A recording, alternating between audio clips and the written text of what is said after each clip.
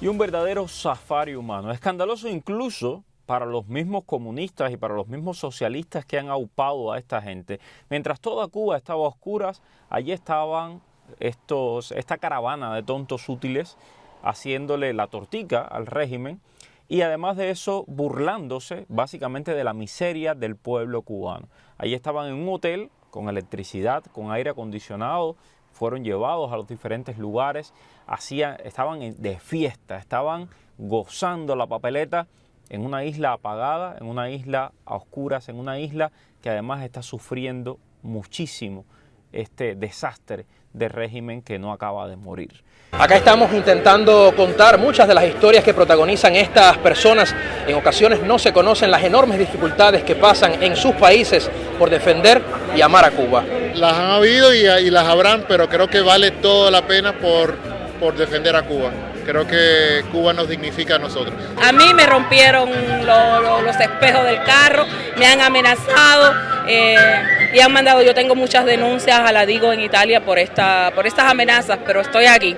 Estoy aquí y voy a estar siempre. Por ejemplo, yo como artista no quieren hacer conciertos conmigo, porque cuando ven en el programa a quien van a acompañar ya es una comunista. Siendo una comunista, entonces no hago conciertos.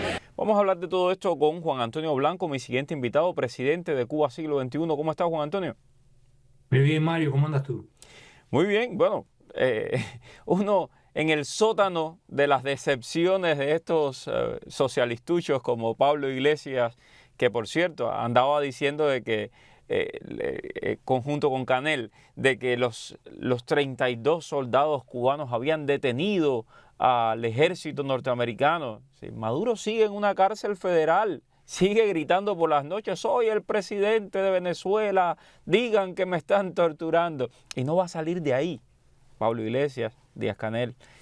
¿Qué te parece todo esto, Juan Antonio? Lo único que les queda a esta gente, ellos saben perfectamente que no tienen capacidad militar alguna de defensa frente a Estados Unidos. La única utilización que pueden hacer del armamento que tienen es contra el pueblo cubano, y a eso es a lo que se disponen, a aplastar las protestas del pueblo cubano, llegado un momento.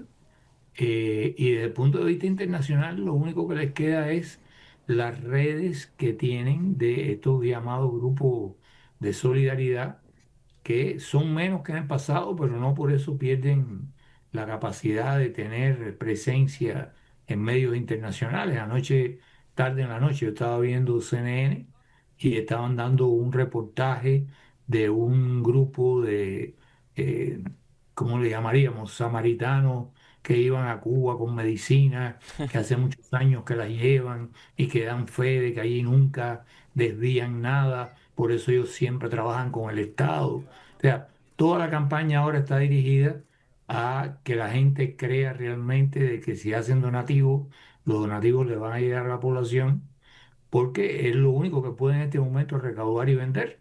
No tienen turismo, los negocios ilícitos con Venezuela están en crisis y por lo tanto me imagino que las únicas cosas que le quedan es captar para las tiendas de divisas algunas de estas cosas, más las que traen las MIPIMES asociadas a ellos, y venderlas. Y de paso, utilizar todo eso para las campañas internacionales. Ahí tienes a Medellín Benjamín con los viejitos de Code Pink y Increíble, nada. ¿no? Increíble. Medea Benjamin, que me enteré este fin de semana que alguien me llamó, que la conoce muy bien y conoce a sus hijas aquí en los Estados Unidos y me decía, oye, ¿cómo esta mujer se va a vender de buena madre con el pueblo de Cuba, que va solidaria con el pueblo de Cuba, si con sus propias hijas no ha sido una buena madre? Pero bueno, son cosas así que uno ve, las cosas del Orinoco, yo no las entiendo ni Sí. tú tampoco. Pero, Juan Antonio, me llama mucho la atención Anna Kelly, una cercana al presidente Trump, una funcionaria, dice, muchísimos reporteros y medios de comunicación están siendo manipulados por fuentes anónimas que fingen saber lo que el presidente Trump y el secretario Rubio van a hacer en Cuba. Alerta de spoiler a los reporteros y a estas fuentes. No tienen ni la menor idea de lo que están hablando. Y esto es en referencia a toda esta caterva de artículos en relación a que Sí, van a llegar a un acuerdo económico, etcétera. sí. No, esa es la, te digo, o sea, los trucos sucios de la propaganda con los grupos de solidaridad, de sembrar bulos y de sembrar mentiras y tratar de manipular a la prensa, de utilizar las viejas amistades que tienen en el Congreso de los Estados Unidos, algún que otro político local, como la alcaldesa que era de la Brigada Venceremos, que está allá en Los Ángeles. Ese es el tipo de gente que ellos usan en estas circunstancias para mantener su propaganda, su capacidad de crear confusión y de sembrar, digamos, ciertas líneas de consigna de que los están matando de hambre, Trump esto es un genocidio de Trump. Y tú te das cuenta cuando lees las noticias la forma cuidadosa en que el periodista, si es proclive a estas trampas o quiere colaborar con ellas, edita las cosas. O sea, en este momento la crisis que hay, bueno, y la que había antes, a esa no te Exacto. refieres, ¿te das cuenta? O sea, es la manera que ellos tienen de crear un estado de opinión, pero la gente realmente yo no creo que sea mucha ya la que se deje engañar por estas cosas, ¿no? Juan Antonio, hay un artículo que sale publicado hoy en The Atlantic que dice que Trump tiene puesta ya la vista en Cuba. Y recuerden que hace apenas que un rato Trump tuiteó de que con el tema de Irán están llegando a acuerdos y que si llegan a esos acuerdos pues terminaría la guerra. Y yo creo que todo el mundo estaría feliz de que termine la guerra, menos el dictador cubano, porque sabe que Trump dijo que una vez que terminen con Irán se van a ocupar de Cuba. Y según un funcionario de la administración, el cambio de régimen está ya en marcha. ¿Cómo entender todo esto? Bueno, el cambio de régimen está en marcha, yo diría que ni siquiera por obra de la Casa Blanca, el cambio de régimen está en marcha porque ya es el pueblo cubano que no resiste más al régimen. Y en medio de todas estas circunstancias, tú ves las protestas cotidianas en todas partes. La única diferencia, que no es poca, entre lo que sucedió el 11 de julio del 21 y la situación actual, no es que haya menos gente dispuesta a protestar, es que no hay concertación y sincronización entre las protestas como lo hubo en aquel momento, porque existía un internet y la gente transmitía en vivo las protestas que estaban ocurriendo en distintas poblaciones y eso generó una extensión nacional de la protesta. Eso es lo que no ha ocurrido todavía.